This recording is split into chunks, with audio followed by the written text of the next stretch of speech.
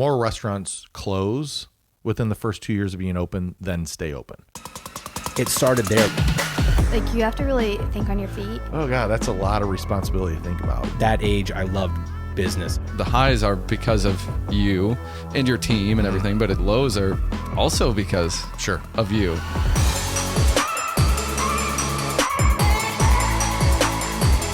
What's going on, guys? You're watching the Peoria Pod with me, your host, Jacob Reinholdt, and this is episode 3 with Travis Mohlenbrink. Check it out. Hope you guys enjoy it. What's going on, man? How are you? Not too bad. How are you doing? Good, good. This is cool, man. This is the spot. This is awesome. Oh, thank you. Yeah, very cool. Yeah, so I basically wanted to have a space that it's my office normally, but then within 5 minutes I've got the cameras and lighting and everything. I can just switch it on and record this stuff. So Yeah, good. this is how I wanted to do the podcast because we haven't met before. I don't think. No, I don't think so either. I've been to your restaurants, but we've never met in person. So that's the best way to do it. A little bit more natural that way. Just shoot from the hip. It's all good. Cool. So tell me about yourself. Travis Mohlenbrink? Is that how you say it? Mohlenbrink, yeah. Okay. Where are you from? So originally from, and you're going to laugh, but I was born and lived like my first 15 years of life in a town called Beaverville, Illinois. Beaverville, Illinois. Okay. Where's that at? You can't make that up, right? So it's almost on the Indiana border. So if you were to take 24, drive through Washington and just keep heading east, you'd eventually get to a town called Watseka. Okay. And Watseka is about 10 miles from Beaverville, and Donovan High School is where I went to school. Okay. So sometimes I still live in Donovan or went to Donovan High School. People are like, oh, I think I've heard of that, but yeah, still super small. Yeah. But yeah, I mean, farm community. I've got family in Lafayette, so we take 24 over there. I feel like I've seen. You said Watseka. Watseka. You probably go right. You go right through it. Okay. Yeah, for sure. Interesting. And then, so that was the first 15 years, and then you moved to Peoria? I moved to Donovan. Then I moved to Donovan, which is like, that's where the school's at. And we bought a little farmhouse outside of that town, and I lived there for a few years before I went to up north and went to school, and went to 2 years at South Suburban Junior College, and then a couple years at University of Illinois, Chicago. Okay.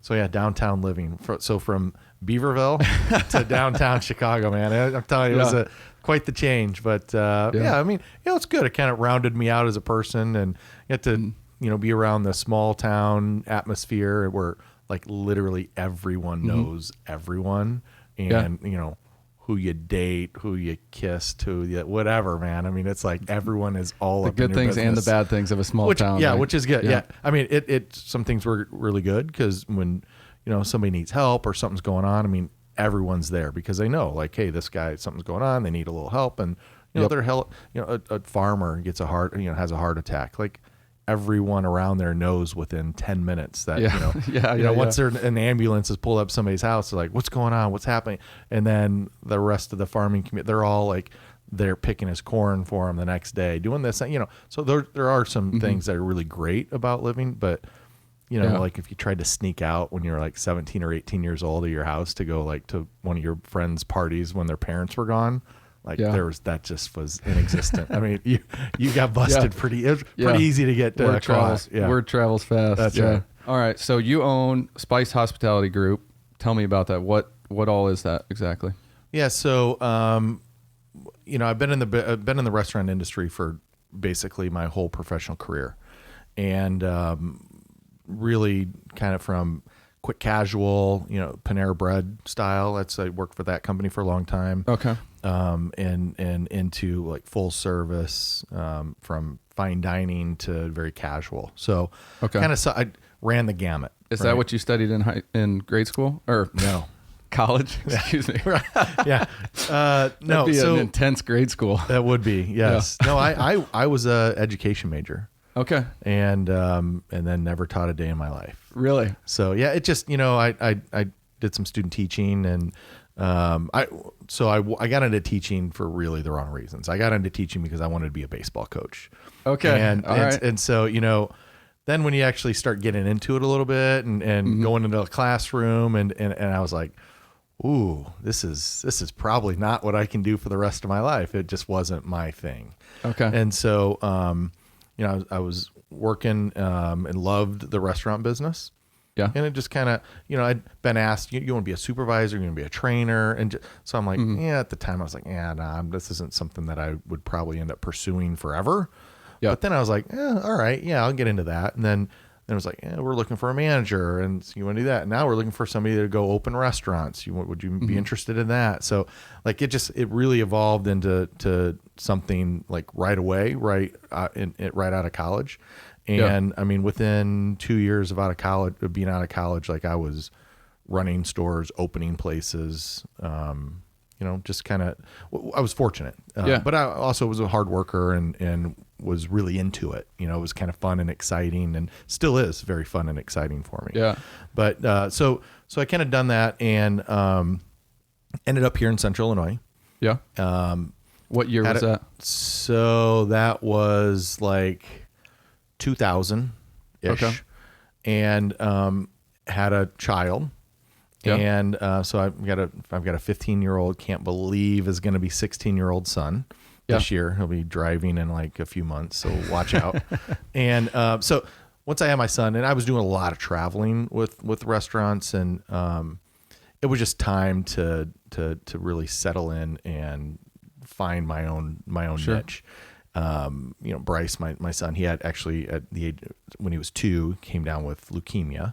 And had AML leukemia, was a St. Jude patient, went to St. Jude Memphis, and his mother and I were down there for she was there probably 8 to 9 months. I was there 7 to 8 months. And then as he was kind of finishing up treatments and doing well, and the cancer was gone. Yeah. I kind of got back to work, and she finished up with him down there. And at that point, right before that happened, I'd actually started doing some catering jobs on the side. Okay. I was working for a company called Restaurants America. I was doing some catering jobs on the side. And this is before any of the Spice Hospitality stuff. That's how Cracked Pepper was created. Okay. So I was doing some work, some catering, and when I got back, I was like kind of ready to jump in full swing. And so I mean, the job that I was working, there was a lot of travel, but then there were also times where I'd be home for 4 days before I would have to leave again. And so it helped me kind of like build that business a little bit. And then, so I was still traveling and I had a couple part-time people helping me do some catering jobs. Yeah. And, I mean, it blew up pretty quick. Quit that job, took a leap of faith, quit that job so I could stay around here. And, rented a little space down on Northeast Adams Street and started Cracked Pepper. Okay. So, yeah, I mean, catering still today is probably the hardest job that we do in all the restaurants and everything that we do. Like physically, financially, market wise, or physically finding people for, I mean, kind of everything. I mean, it's like when you really think about it. So now we have an event space, the warehouse on State, but at the time, all we did was offsite catering. Make the food, load it, haul it, unload it, serve it, load it back up, bring it back, clean it, put it away. I mean, it's a lot of wheels in motion to doing that. But did that for 4 years before I ever had a little cafe down there. Okay. So yeah, it was is the catering and the cafe in the same location? Was. Now it's not. So now our catering all comes out of the same building that Thyme is in. Okay. All right. So yeah, so Cracked Pepper Cafe or Cracked Pepper Catering turned into a little cafe that then turned into a second little cafe location downtown. So there's one over by the courthouse across the street there by the theater there, the Apollo Theater. Yep. And then opened Salt. Yes. A few years after that. Then it was Sugar. Okay. Then Thyme and the event center space, the warehouse on State. And then flipped Salt into Cayenne and opened the brewery and then a new Cracked Pepper location in the Metro Center, all within like a year and a half of each other. Okay. So that was kind of a wild, like a few years ago, that was a wild like year and a half to 2 years. That was a lot. So you moved here in 2000 and then you started doing your own catering. What year was that? So Cracked yeah, Pepper? so 2000, so part-time, like 2005. Okay. And then like really full-time within a year. of Okay. that. And then you had that and it evolved into a cafe, and then you started Sugar So no, then it was Salt. in the Heights. Yep. Okay. And what year did you start that? So year-wise, gosh, I'm gonna say We 8. won't hold you to I these think facts. maybe 2008. It's Yeah. funny you say that.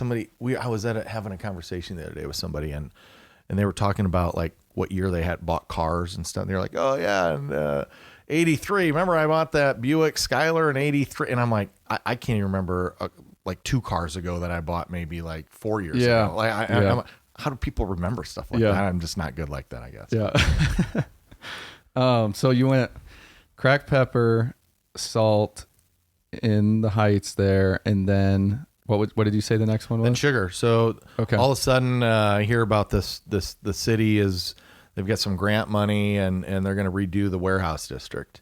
Mm-hmm. And like the building we're in in the Heights it's an older building and kind of has a little character to it. Yeah. And a guy that I knew had that space. His name's Dennis, and Dennis had the space right next to where he worked out of. And he was looking to try to find a little restaurant to go in there. And he said, hey, what about another Cracked Pepper location?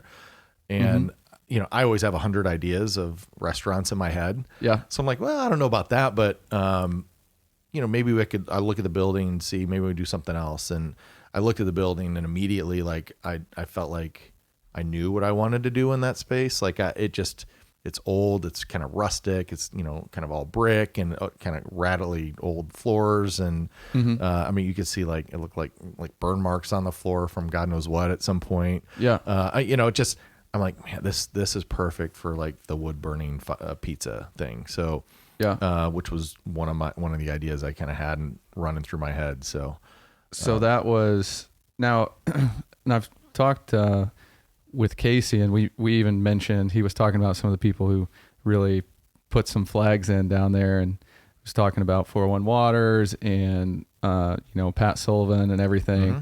And I had kind of forgot, you were way down there before Zion came in and Rambler and all of that stuff. Mm-hmm. You really kind of made that jump in there. So you said it was Cracked Pepper, Salt, and then Sugar. Yep. And then, and that's all wood-fired pizza. So I'll take it through. Maybe some people that are listening haven't been to these spots. So Cracked Pepper was catering, then Salt. What was the theme of Salt? I think I went there. It might have been when I was out of town. Salt was pretty funky for its day. Okay. We did some weird stuff at Salt. And honestly, weird for the time, where now I look back and I go, people thought a banh mi sandwich was like way out there at the time, which is like, we did a chicken banh mi. So it wasn't like we're doing some crazy type of protein on or anything like that. Yeah. But like pork, had a pork belly dish, and, we did, so we sell them now, fried deviled eggs that we do at Thyme. Okay. We actually did fried deviled eggs back in the day at Salt. And, Okay. we had foie gras on the menu, which is the goose liver. Okay. And, so we did some pretty wild stuff there, but we also did it's things that I just think were maybe just a little bit before its time. Yeah. And now I look back and I go, everyone knows so people would eat for example, people would have the pork belly dish there. Yeah. And they would, can I talk to the man? Yeah, I think it's a little fatty. Oh, and really? It's like, yeah. and there are times where what you want to say is, yeah, you're right. It is, because that's what pork belly is. It's a little fatty. Yeah, but you can't say that and insult their. So what do you do? You say, them, yeah. You know what? I'm sorry. I can get you something else if you don't like it. Yeah. And then you just kind of go that route. But those are the types of things. So Salt had, I would say, like a cult following. We had regulars at Salt. Sure. But it was one of those restaurants at the time that it was tough to get like new people to come and explore food. Yeah. The Food Network, the Cooking Channel, all the things just on normal TV now, the Restaurant Impossible, all this stuff. Like all of a sudden, like pretty much in the last, 5 to 8 years, all these shows have popped up. Diners, diners and dives places, whatever, drive-ins and dives. And now all of a sudden it's really cool to go seek out different unique foods. Yeah. Where at the time it was like, they have what there? Especially like in the goose Midwest. liver? Yeah. What? It's like, a bombing sandwich. What? I haven't heard of that before. I don't want to try it. Yeah. And now it's like people want to try something different. Yep. People want to seek out the places that they can find the unique foods to eat. And so, what wasn't so cool maybe then is like super cool now. Yeah. Just I've thought Timing before. timing's I'm a like, big man, I thing. could probably open Salt up again somewhere else, and we would be packed every night because people want to see and try new things. Yeah. But we can't take, honestly, Thyme is a reinvented Salt. Just didn't take it to that extreme level of some of the stuff that we did there. Sure. I mean, Kept that's really what it is. a little bit and it's more my busiest restaurant. Okay. So, And what, so that was sugar and then Thyme correct. Yep. and then Cayenne. And then, and then we opened to close Salt and went into, and the other thing with Salt. So like back when I opened Salt many years ago, I was at that point in my life. I like to sit down, have a glass of wine, have an appetizer, order an entree after the appetizer's done. And, dinner was a 2-hour experience. Yeah. And I don't think that was just me. That was kind of what was trendy then. And at the time, like everyone all of a sudden started drinking wine, and then wine was a big deal, and California blew up and Napa Valley blew up and all these things, it was big. It was what you did. You went out and you had a nice dinner and you had a bottle of wine or a couple glasses of wine. Yeah. And then all of a sudden, things always change. So then all of a sudden, like brown spirits started to get hot, bourbons, tequilas, the whiskeys, and now it's mezcals and all these things. It just, things change, and as they change, so do people's habits. And a 2-hour meal today, like if I'm to some my younger employees, people in their 20s, early 20s especially. If you tell them like, hey, you want to go grab dinner tonight, and tell them you're going to go somewhere and spend 2 hours, they're like, what? Like I don't 2 hours for dinner? No way. I got stuff I want to do. Like we want to go here and we want to go here and we want to do this and we want to go. It's just like it's really changed, and I've changed. I don't want that 2-hour dinner experience anymore. People's lives are just so busy now. Yeah. Not that they weren't before, but I just think it has changed, and so. When I was thinking, like what would we do if I did something with that Salt space? I wanted it to be more energetic. I wanted it to be faster, and I wanted it to be something that still could be a little unique and different. Yeah, because that's kind of what all my places are. But yet still fit into the foodie would still want to go there because it's a little different, but then still fit in a lifestyle of the younger people. Sure, who are the people they're the ones that are going out. I mean, way more than people maybe my age or older. I mean, the 20s and 30-year-old people now, I walk into my restaurants at night where I felt like it used to be maybe a little older crowd. It's really, there's a lot of young blood in the Peoria area now going out and having a good time, which is great to see. I love to see it. It's just kind of in there. It's like my kid, my son and my stepdaughter and stepson. Yeah. They wouldn't know what it would. They wouldn't know how to live if they didn't go out to eat probably 3 to 4 nights a week. I mean, it's just kind of what it is anymore. We're definitely lucky, I would say. I remember when I was way younger, my dad, being like, no, we've got food at home thing, and I just wanted, a treat to go out and have dinner somewhere. Yeah. If we went other out than McDonald's, one night, you were going home. Yeah. If we went out one night a week, maybe. It was like a big deal. I mean, if we went twice a week, oh my gosh, like it must have been somebody's birthday, because there's no way we'd have went out more than once a week to eat. And now it's just like, it's just part of people's lives anymore, going out to eat, which is great for me. Yeah, I think so. And definitely certain seasons in the Midwest too. Like, is it busier in the wintertime, or is it pretty steady across the board? I feel like in my head that's the only thing to do somewhat in the Midwest, at night, because it gets dark. So you're going to go somewhere you're probably more likely to spend a few hours. in the wintertime than in the summer, but. So as people move around, so like if more people are out doing things when the weather's nice, usually that's usually, and at least with my concepts, that's usually when we're busier. So Okay.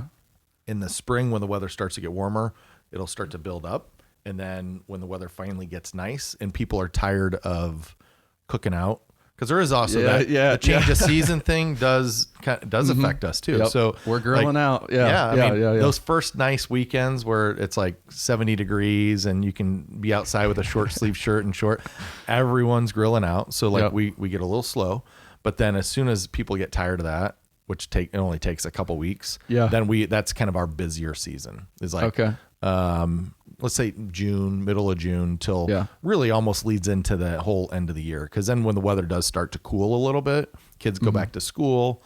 We have a little bit of a lull for a few weeks there, just people getting back into the routine of kids being back at school and whatnot. But then the holiday season hits, and then we start to get busy again. Okay. And then again, weather gets cold, snow, sleet, rainy, whatever the kind of crap that we have going on now. Gray slush. Yes, it is. It slows up for sure. I had a funny story for you. I was sitting at Cayenne, which I think that's my favorite one out of all of them. But I'm at Cayenne, and the swinging doors to the kitchen in the back have NaCl on them. Yeah. And I was sitting there, just total idiot moment, but I was with my buddy and I'm like, what is NaCl? And it took us way too long to realize, oh, that's salt. Okay. Yeah. Cause this used to be salt in here. Yeah. But, that's exactly what it was. Yeah. Yeah. I loved the boozy punches that you guys had on there. I thought that was super cool. And I think I was traveling quite a bit. And then in 2015, I lived out in Southern California. Okay. And so then when I came back, I don't know if it was before I left or after that Cayenne was there, and I started to go there a ton.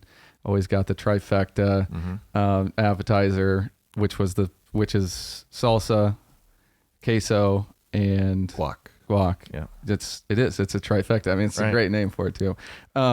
It became a little thing. Me and my buddies would be like trifecta ? It wasn't like, are we going to Cayenne? It was just trifecta.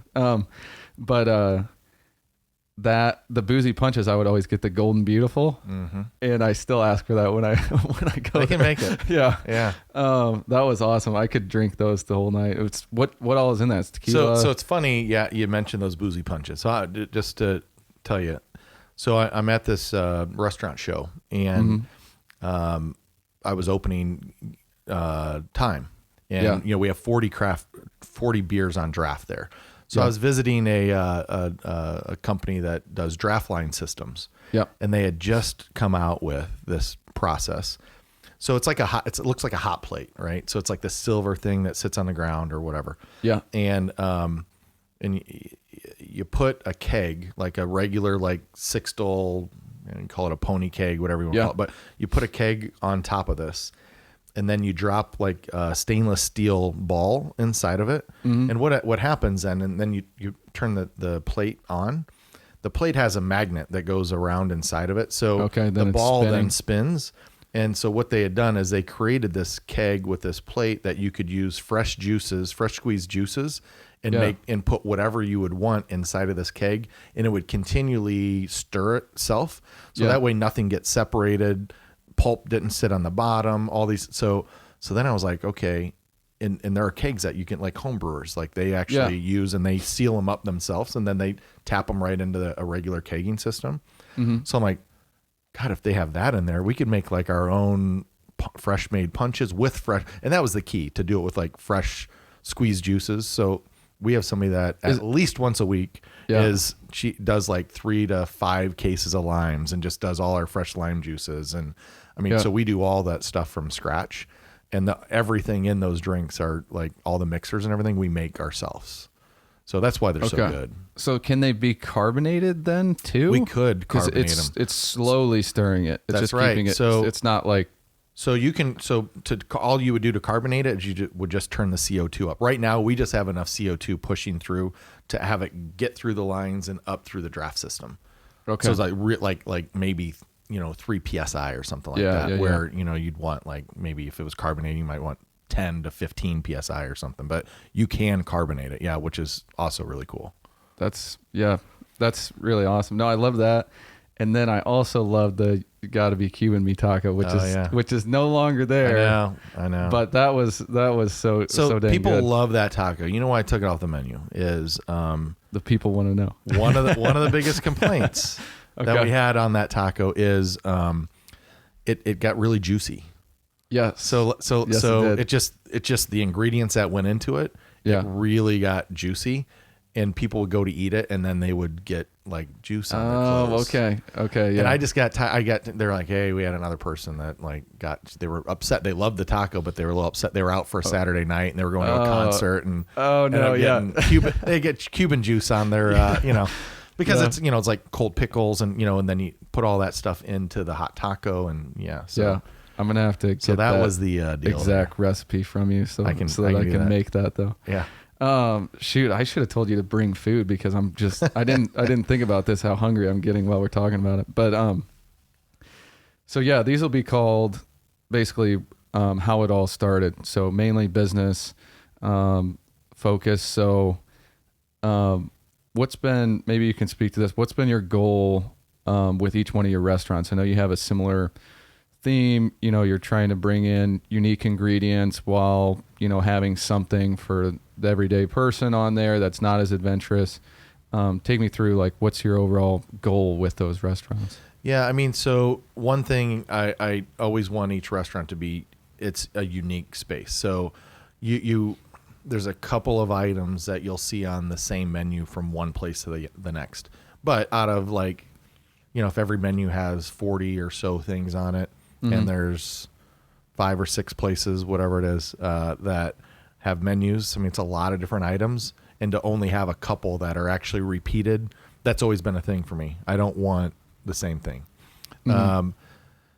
The ultimate goal is to really, you want to appease to the bigger population as you can, so more people can come in and enjoy your food and your atmosphere and hopefully have a great experience. But the ultimate goal is just to create food at that location, whatever one it might be, to the best of our ability, and just have it be like you said.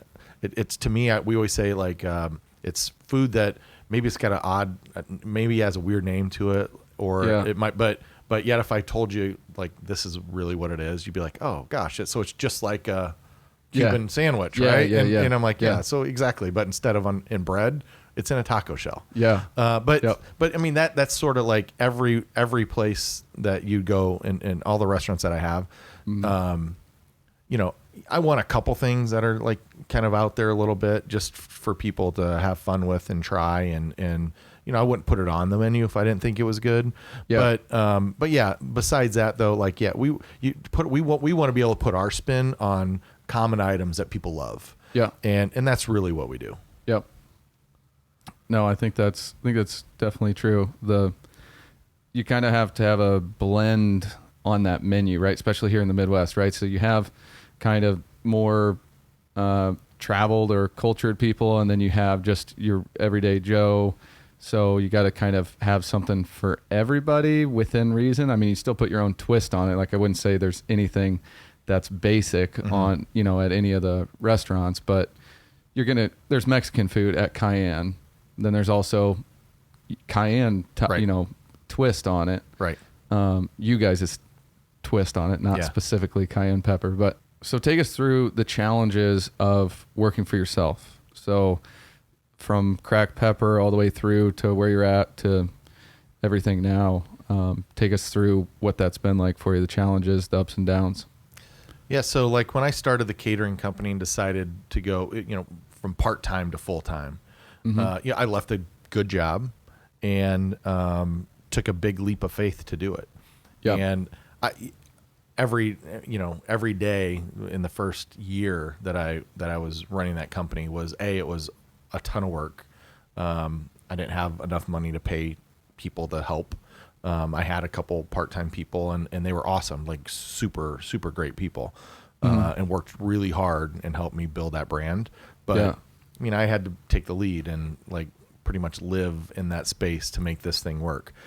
So, it well, a lot of work for a lot of years, and a lot of, probably if I were to say what's the worst part about working for myself, it'd be the fear of what can happen, right? Sure. I mean, like a year from now, things could go really south, and then I don't know what I'd be doing. I mean, I'd find something to do and figure something out, but just to think of that, like, it could happen, or, just, I kind of see some things happening in our community right now.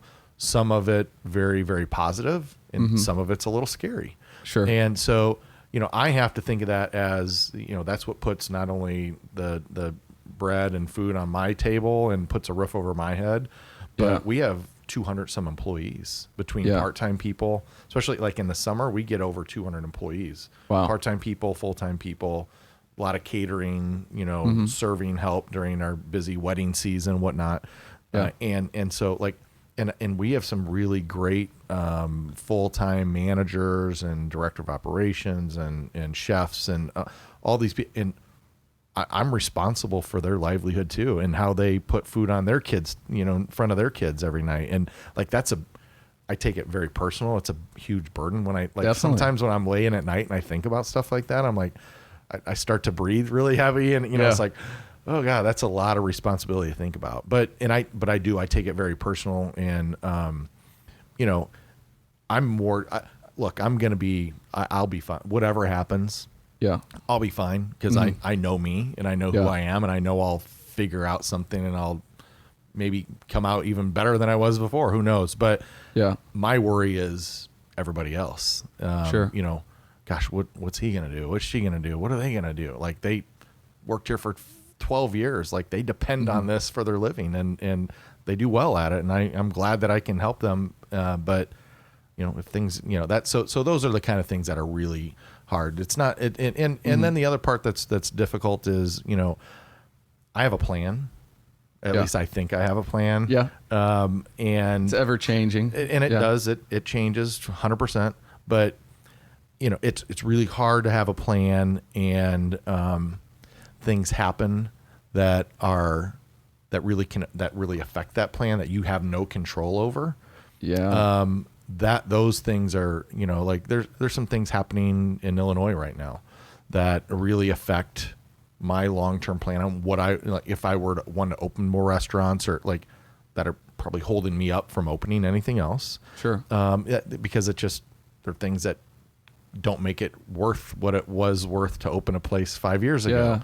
And so why would I work harder and do more for less? And so that's kind of, those are things that are bothersome. I'm not saying I'll never do anything else again. I'm just saying there are definitely things that would hinder me from wanting to do other things again.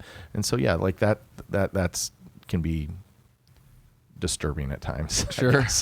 I think that's the thing that for people that haven't ever worked for themselves, or like, before, when you were even being a manager or something is completely different than owning it. It just suddenly becomes so real.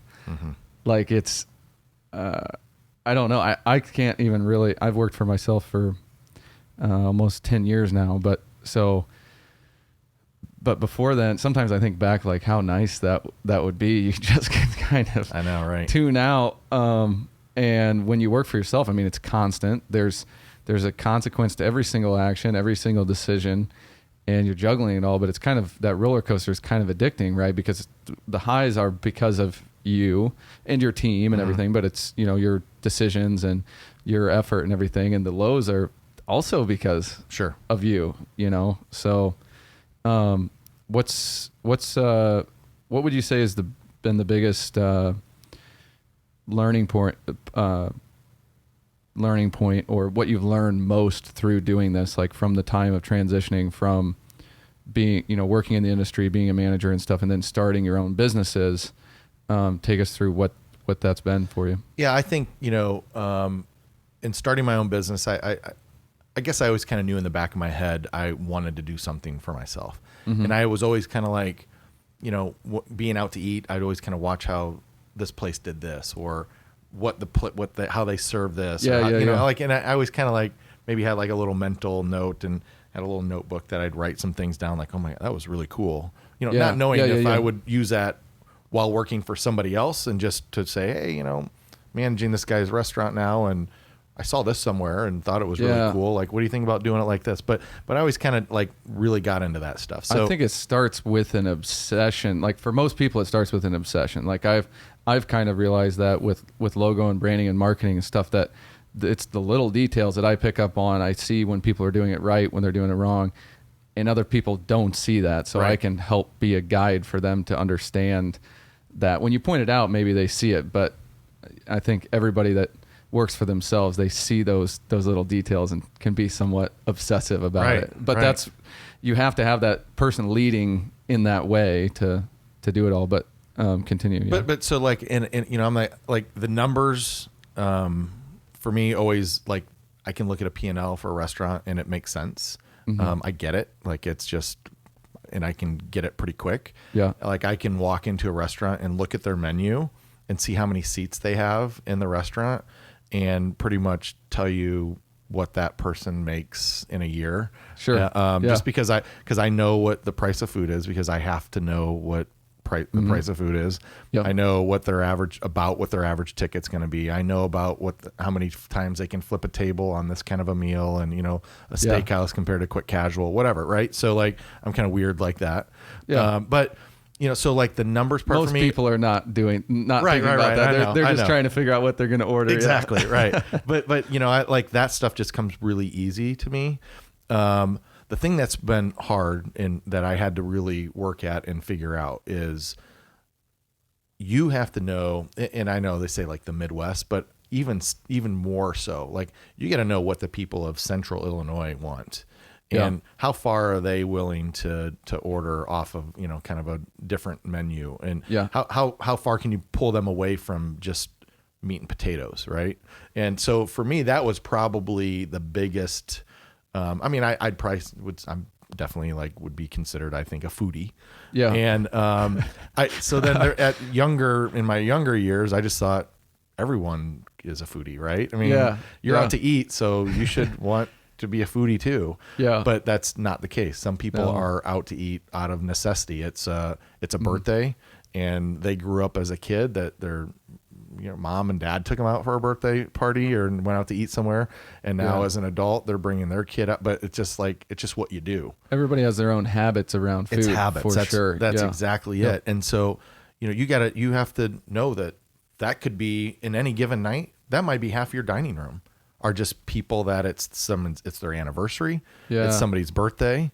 It's celebrating what, you know, they just had, you know, a child, and, you know, it's 3 weeks now, and it's their first night out, and mom and dad are at home with the baby, and, you know, like, Yeah. so there's just that could be the majority of your customers for some night, and all they want is, like, they just want like that steak and potato or something like Yeah, that. you know? yeah. So, you know, that's been really hard for me to wrap my head around, and you know, to do a burger a little different way than Yeah. what, you know, just throwing it on a grill and flame, you know, it just, you know, it's not for everybody. Yeah. And then to be okay with it, for me to be okay with people saying, you know, you're this. That's you know, the hardest I can't part, is believe not you taking it only personal. have Yeah. this kind of soup. Like, why you don't have chicken noodle soup here? And you just want to be like, no, we don't have chicken noodle soup here. I mean, you know, But somebody else, if you only had chicken noodle soup, would be like, that's all you have? exactly. Yeah. Exactly.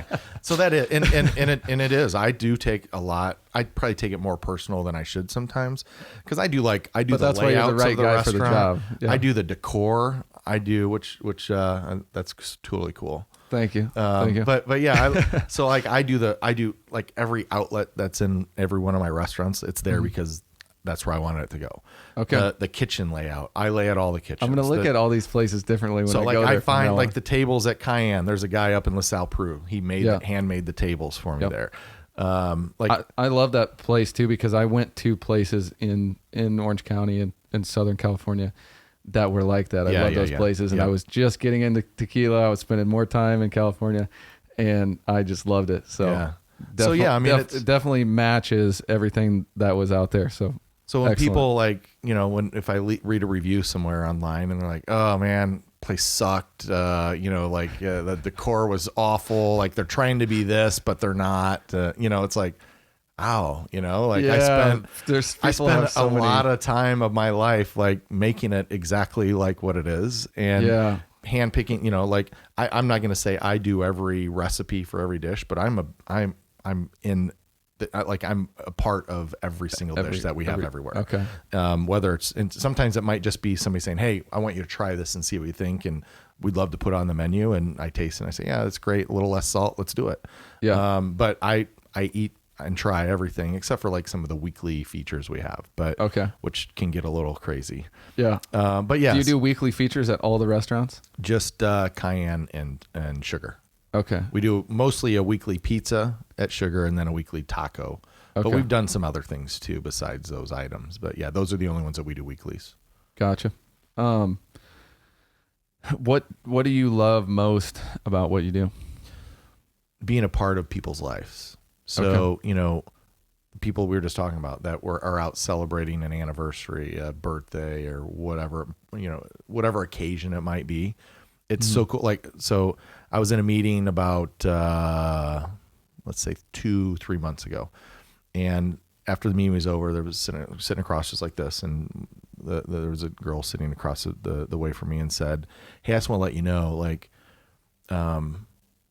you guys did my husband and I's wedding food. So you catered our wedding. Yep. We had our anniversary party at your place. We just went there for somebody's birthday, and now she was pregnant, and she's like, we just had my baby shower at one of your other places. Yeah. So like her memories and of pictures and all these things, these milestones of her life, took place in my restaurants, or event center.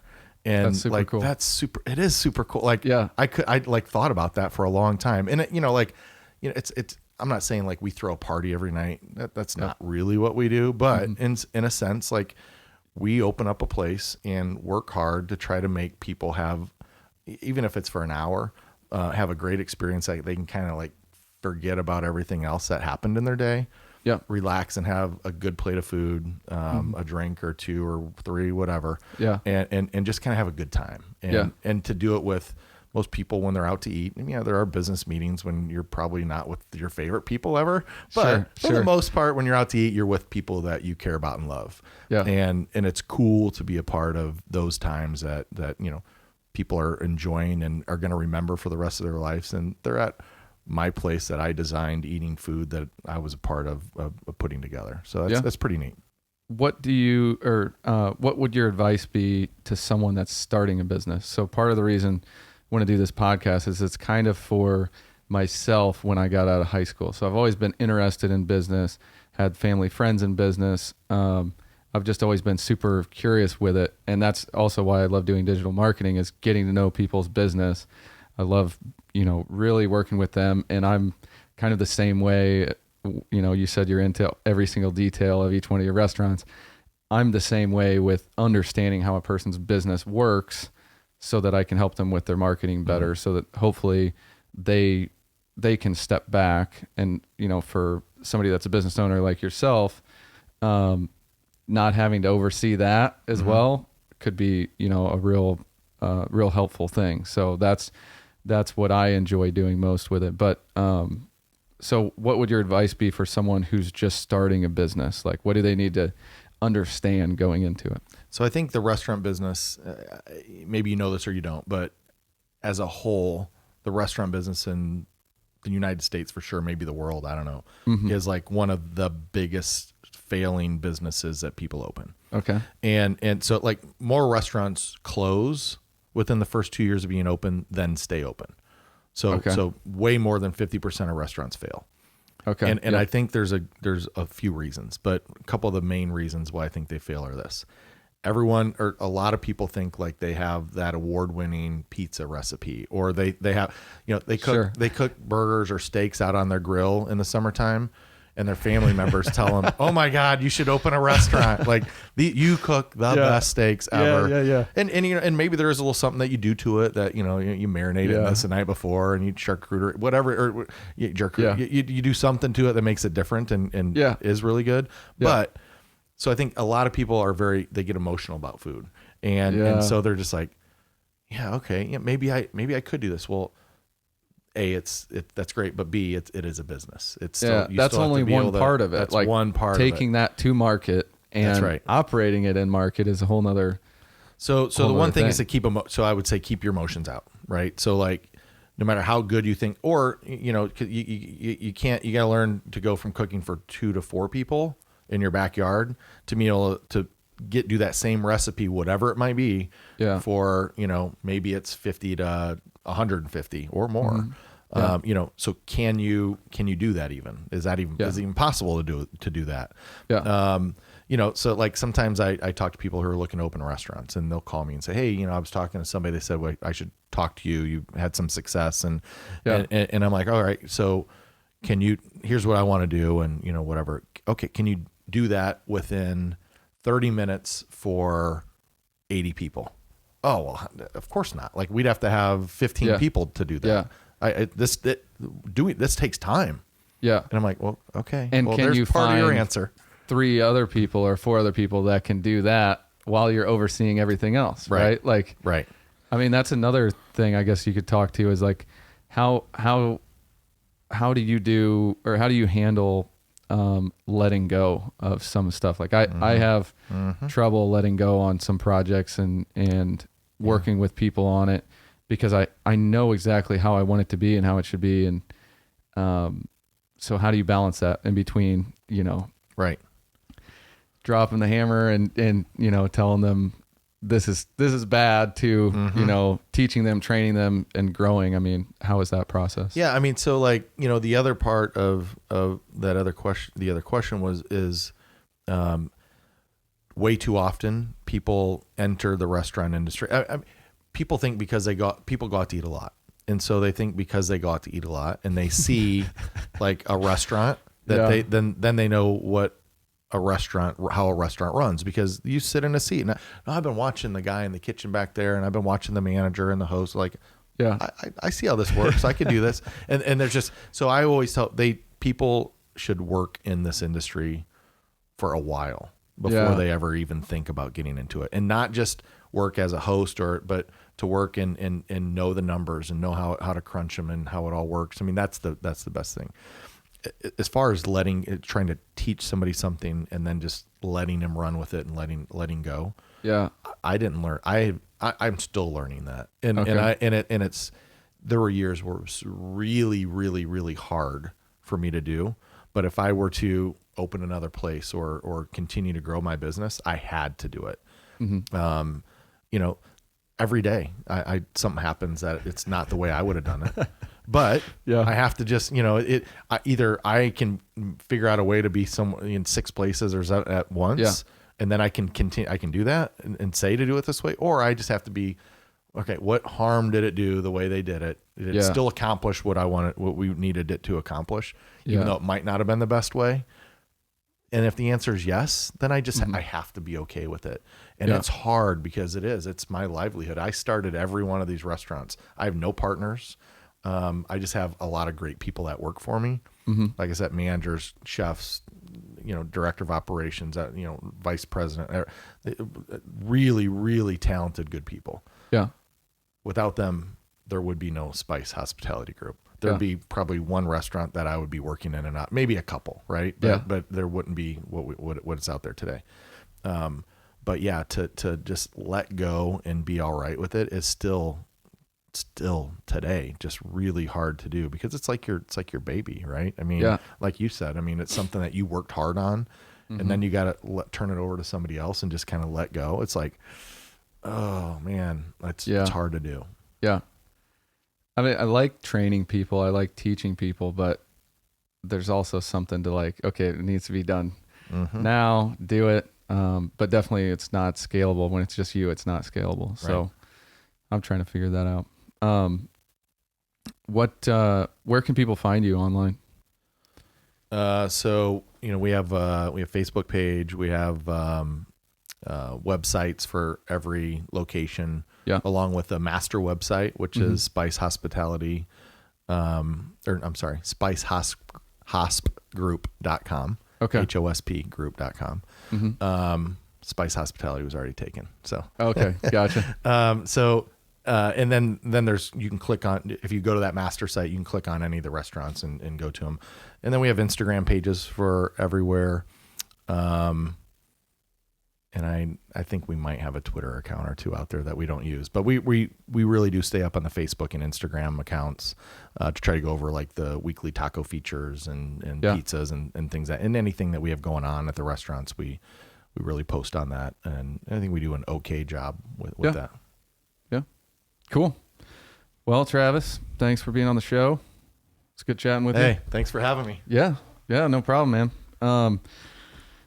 Everybody, we're live on iTunes now, Spotify, SoundCloud, Facebook, Instagram, IGTV, everywhere all the time.